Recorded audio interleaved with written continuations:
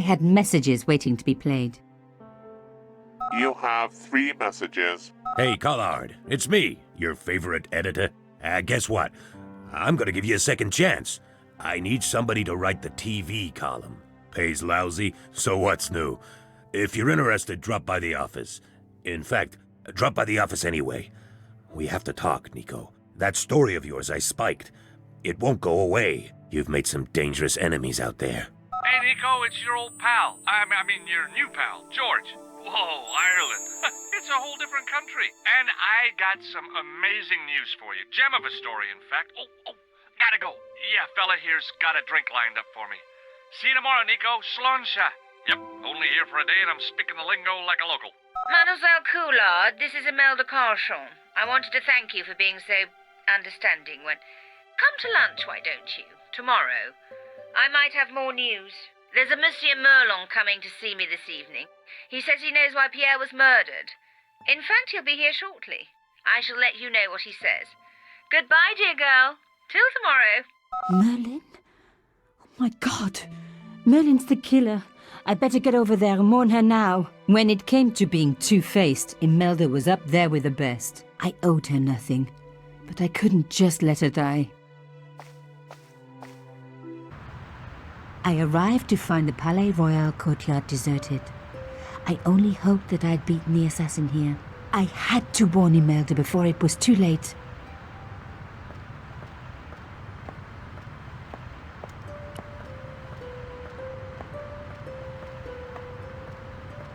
The intercom system wasn't working. Bad sign. Somebody had cut the wire.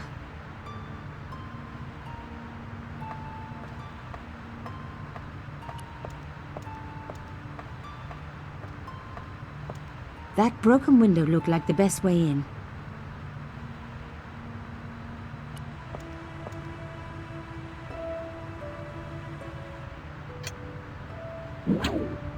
I unhooked the first wire.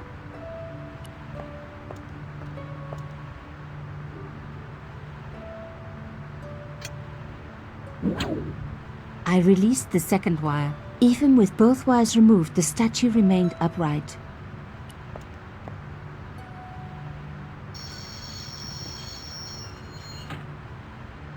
If I could deconstruct this, I could deconstruct anything.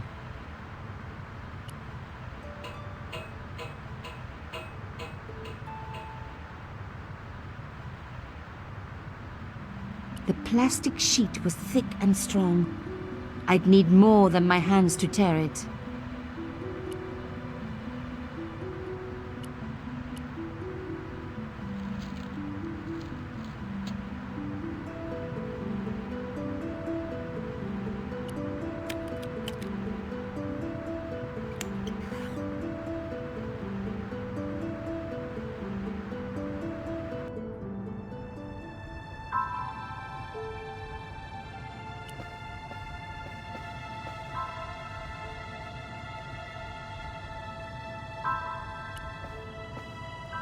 My God, I'm too late.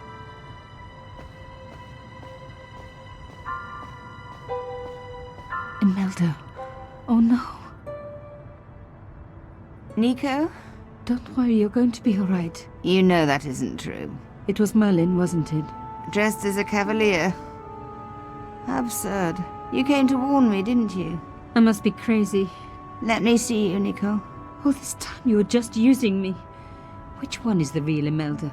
You are an extraordinary girl. Thierry would have been so proud of you. You didn't know my father. So like him. Something about the eyes. I wish we'd had time to get to know each other. She was gone. She cheated me, lied to me, used me. But why? Even in death, Imelda looked the same. Beautiful, inscrutable. The Ice Queen alone in her ice palace.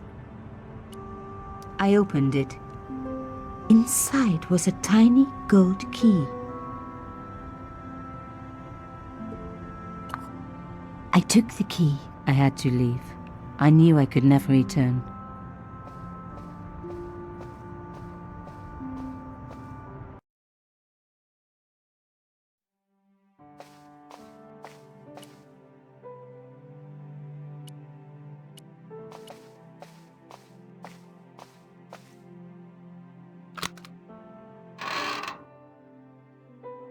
In the dim light, I caught the reflection of something metallic. A small, sinister-looking metal disc had been tucked under my father's box. It was a bug. Oh, chère cousine, you left me a little present. You shouldn't have.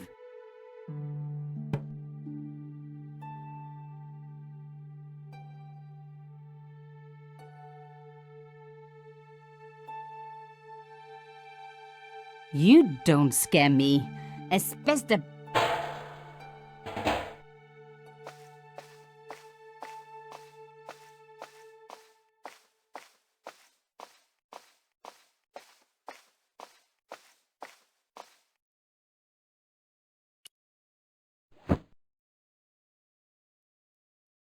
The box was carved by my father. It never had a key. The elephant on the lid was a perfect match to Carchon's. I took out the key. I couldn't believe it. Imelda's key opened my father's box. I dreaded what I was going to find inside. It was a photograph of Imelda. But why here? In my father's box. I felt as if a black hole had swallowed me up. Imelda and Carchon grinning, while behind them a village was being razed to the ground, its people butchered. And there, next to them, staring out at me across the years, my own father. There was a letter. I feared there was even worse to come. Hotel St. Georges, Algiers, Friday. My darling Thierry, by the time you read this, you'll be safely out of Africa. You need not fear. Pierre and the organization do not know who you're really working for, or about us. Did you think I would betray you? I could not. You wanted me to leave him, but I don't have your courage. I know too much of what has been going on here. They would find me and they would kill us both. Enjoy your life in Paris, Thierry. Your life of honor, of patriotic duty. Do they give medals to spies? No, they'll just give you a phony job in an embassy somewhere. I could never share that with you. Imagine me, a diplomat's wife. So I must stay here with Pierre, the two of us bound together by what we have done to this country. Au revoir, my love. You will be in my heart until I die. Imelda. Suddenly everything made sense. My father had been working undercover for the government. He was one of the good guys after all.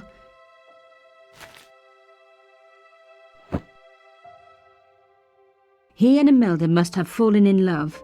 She'd found out who he really was, so he had to leave. It had broken her heart, but she had never revealed it to anyone. I knew I couldn't either.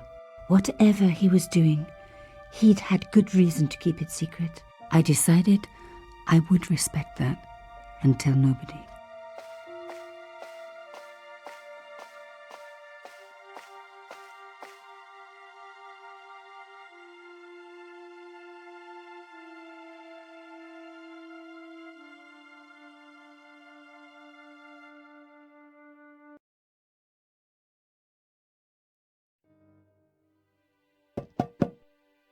I knew it was George. For a moment I was tempted to pretend that I was out, or ask him to go away and come back later. But then... Come in. Hello, George.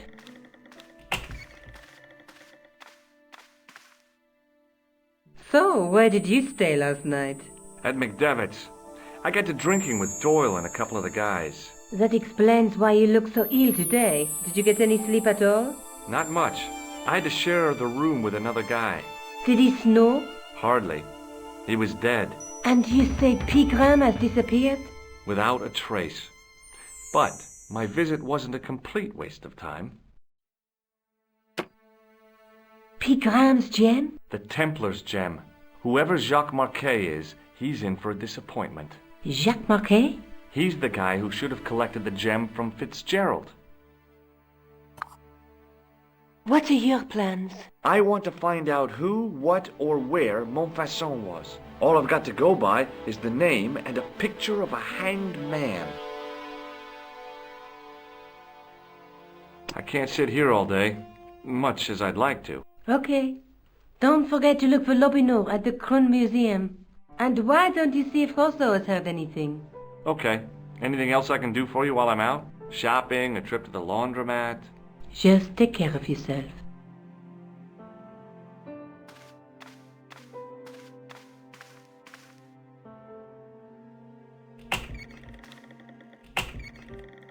I so much wanted to talk to George about everything that had happened, but I knew I never could. My father's connection to Africa would have to remain a secret forever. His bravery would be known only to the government and to me.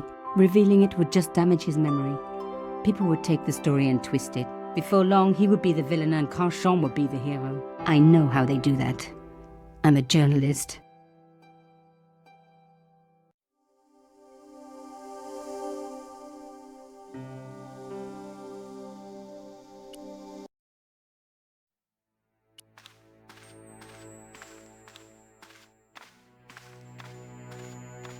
Sergeant Moo? Yes. I was one of the last people to see the victim alive, Sergeant. Does that worry you? Yes, it does. I feel I owe it to him to find his killer. That is best left to the authorities, monsieur. Did he speak to you? Tell you anything? No, he just grinned and nodded. Don't let it trouble you, monsieur. Go home and try to forget. I know the identity of the dead guy. His name was Plantow. Is that so? You knew him, did you? No, but We'll know everything there is to know about him soon enough. I'm trying to be helpful here. The best way you can help us is to go home, monsieur. I'd like to report an assault. Yes, monsieur? Where is the victim? I'm the victim. I've been harassed by a pair of thugs. I see. And where did this alleged assault take place? Outside the Hotel Ubu. They stopped me as I was leaving and went through my pockets. Could you describe the suspects, monsieur? One looked like a gorilla, and the other looked like a weasel. Their names are Flap and Guido. Bon. I'll get them this time. Have you heard of a man called Marquet? Yes. He used to be known as the Mole of Montmartre. I heard he's been hospitalized, probably by one of his rivals.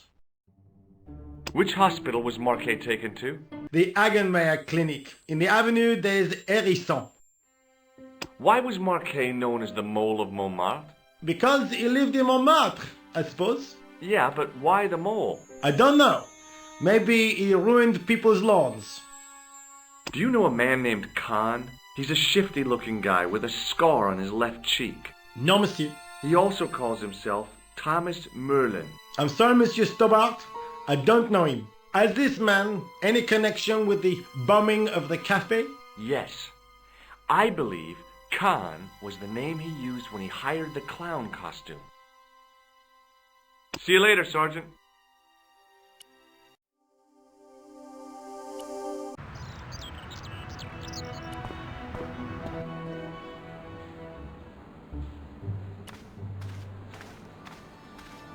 Hi, my name's George Stobart. Really? If you wish to make an appointment, see the receptionist. I'm looking for a guy named Jacques Marquet. In which department does he work? He doesn't. He's a patient. I see. You do realize there are strict policies regarding visiting hours, don't you? This is important. I have to talk to Marquet urgently. We make no exceptions to the rules. It's a matter of life and death. The well-oiled running of this hospital is a matter of life and death. That's why we have rules. I think I ought to warn you that Marquet is not what he seems. Explain yourself. He's in league with a bunch of guys who want to take over the world. Nonsense. Besides, Marquet's employers have paid in advance for one of our most exclusive private rooms. Could you tell me who Marquet's employers are? Certainly not. Thanks for your help. Excuse me. Yes, sir? Is this the Hagenmeyer Clinic? That's correct. I thought I was in a garden center. Oh, the plants. They were my idea. A little greenery to evoke the spirit of nature. How may I help you? I'm here to see Jacques Marquet. Oh, yes. Are you related to our client, sir? No, I'm conducting a private investigation. Then I can't help you.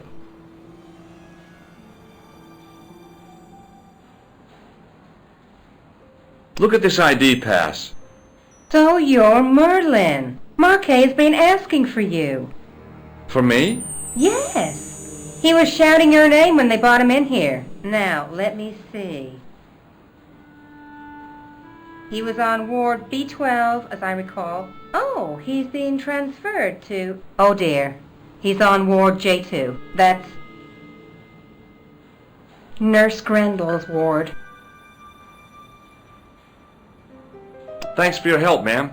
You're welcome.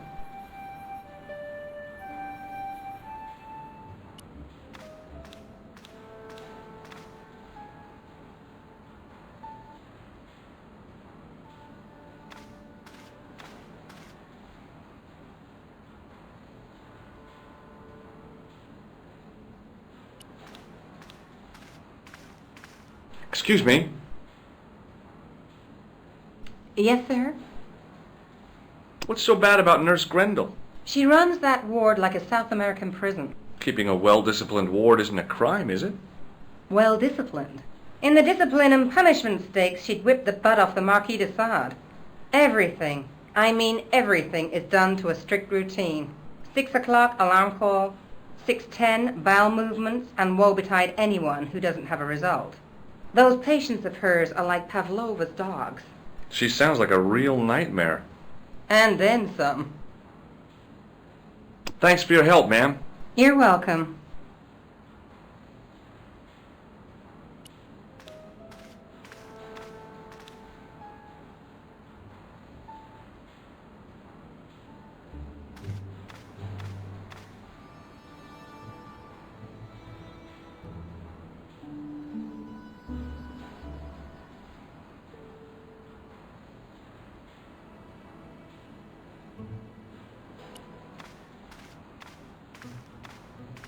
Excuse me, sir.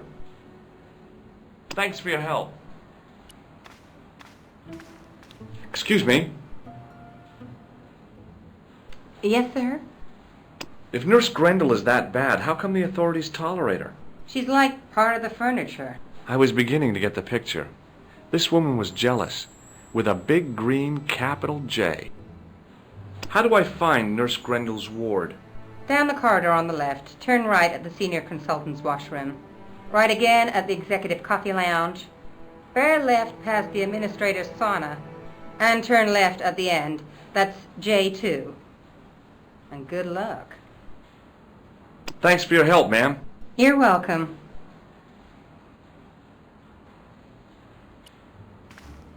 As I turned the corner, I saw the source of the hellish noise which echoed through the corridors. It was an industrial polishing machine with an odd-looking guy in tow.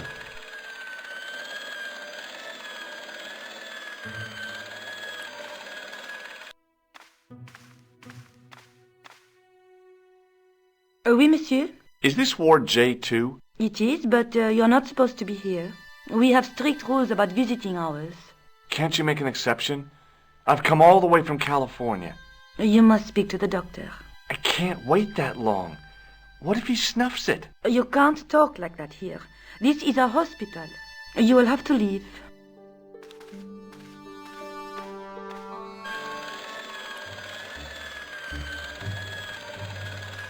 Hello. What's that? I said hello. Oh, hiya. I'd like to talk to you for a minute. That's what I thought you said. Don't look so down in the mouth. No matter how bad things seem, I never let life get on top of me. Oh, yeah? What's your secret? Why, it's easy. All you have to do is smile and whistle this little tune. You know what? If you start whistling, I'll bust you in the teeth. It's a deal. What's the problem with Nurse Grendel? She's uptight and twisted on account of a broken heart. Oh, that's too bad. I thought she was just plain bad-tempered. That also. By the way, sir, I wouldn't stand too close to Mr. Shiny's grease valve. If he has an emission, it'll take the shine clean off your shoes. Say, nice sneakers. Thanks. Have you seen any unsavory characters lurking about in the quarters? No, sir, I haven't, but I've got nothing to worry about. What's that, Mr. Shiny? You'd take good care of the rascals, I'll bet you would. With a friend like him, I've no fear of oppressors. It must be a great comfort. He is. Would Mr. Shiny be your polishing machine by any chance? Please, don't call him that. He's more of a friend than a machine. I've had Mr. Shiny for 3 years, and he's never let me down once. How come you got so attached to a polishing machine? I asked you not to call him that. He's got a name, you know. Yeah, Mr. Shiny. It's just that... You think it's odd, don't you? I don't mind. The rest of the staff think I'm twisted. I heard them snorking behind me back when I gave Mr. Shiny his weekly pull-through. Do you know where I'd find a patient called Marquet? No, I'm not allowed on the wards with Mr. Shiny. See you later. Yeah, take care now. Hey now, you can't go in there. How come? I'm responsible for the contents of that cupboard. Hello. Oh, hi. No whistling, right? Right. See you later. Yeah, take care.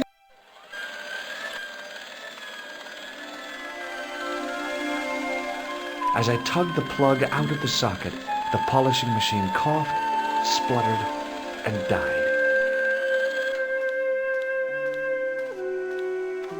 Mr. Shiny, what's wrong, pal?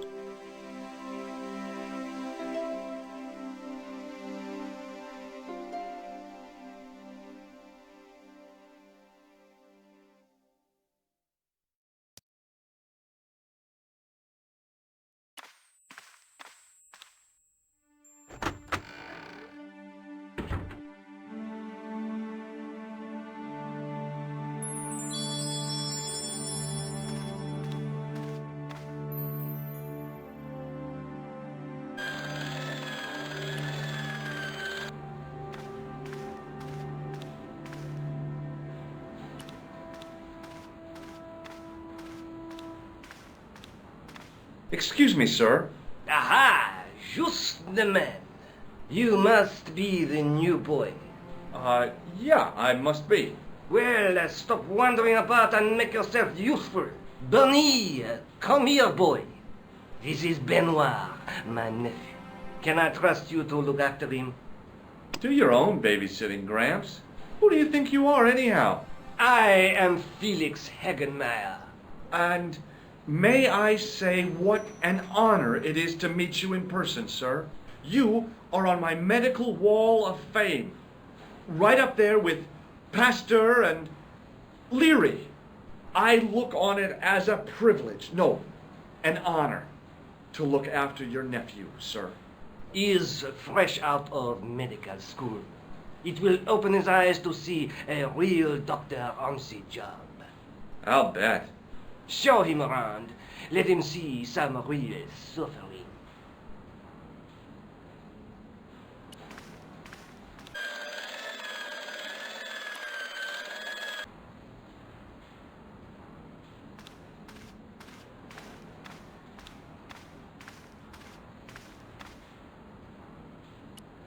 Hi, my name's George Stobart. Yes, sir?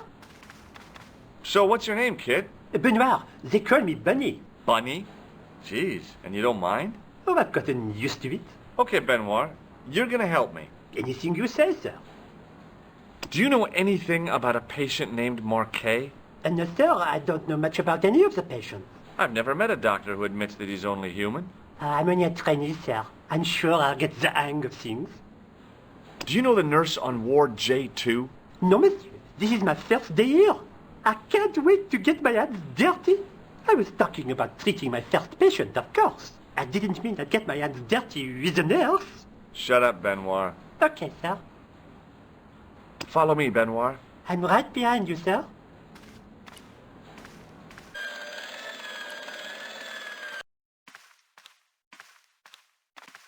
Good afternoon, doctor. The patients are ready for your inspection, doctor. Thank you, nurse. You'll need this, doctor. She gave me a long, narrow metal box and a stunning smile. Thanks. Could you take a look at the client in bed number 3 now? His name is Eric Sopmarsh. Thank you, nurse. Au revoir, monsieur.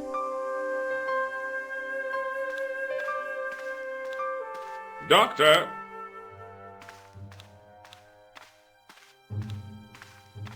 What is it? You haven't taken my blood pressure.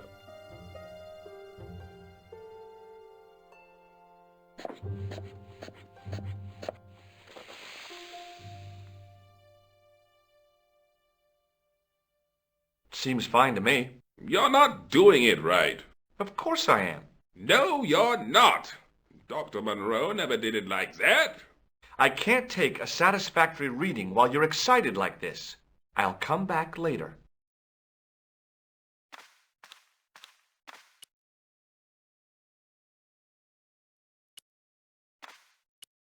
Hey, Benoit! Yes, sir?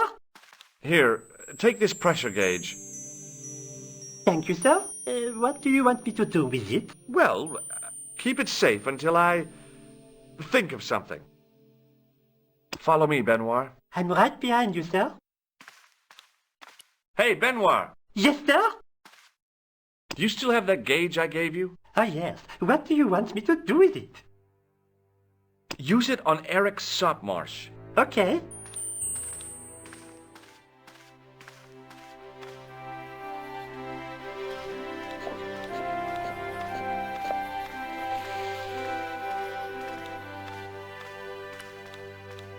I'm Dr. Stobart. Bonjour, docteur. Have you heard of a guy called Marquet? He's in quarantine, doc, right behind this here door. Marquet is just the man I wanted to see. I wouldn't go in there if I was you. He has anthrax. Catch you later, officer. Au revoir, doc.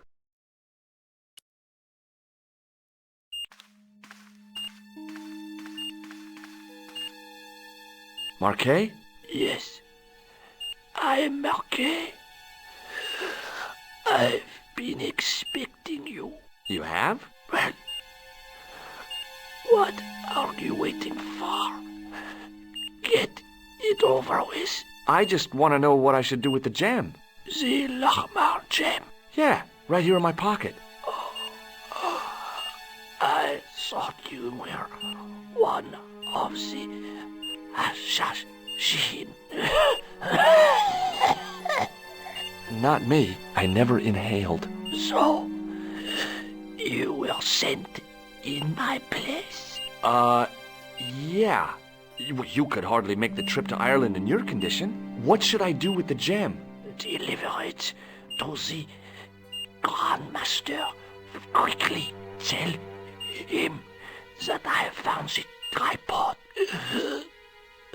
Right here in Paris. You have it?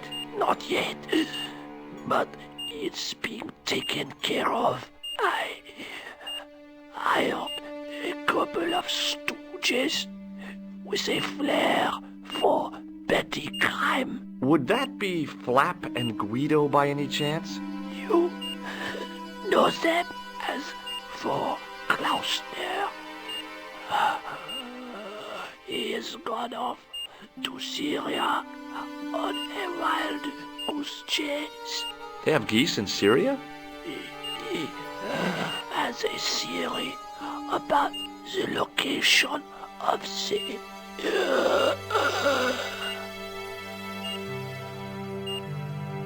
That's enough excitement for one day, Monsieur Marquet. What are you doing here? Talking to this patient, of course. Monsieur Marquet is my patient. If Herr Hagenmeyer was to hear that... Okay, I'm going. I'd learned all I could from Marquet anyhow. Ah, there you are, sir. I was just coming to look for you. I finished with your pressure gauge. Thanks, Bunny. What's that noise? It sounds as if someone's having a cardiac arrest. It's all right. The doctor's in there with him. Are you sure he was a doctor? Oui, monsieur. He showed me his ID. It was Dr. Braille. There's no Dr. Braille working here. He's an imposter! The door's locked. Help me, officer. Stand back, monsieur.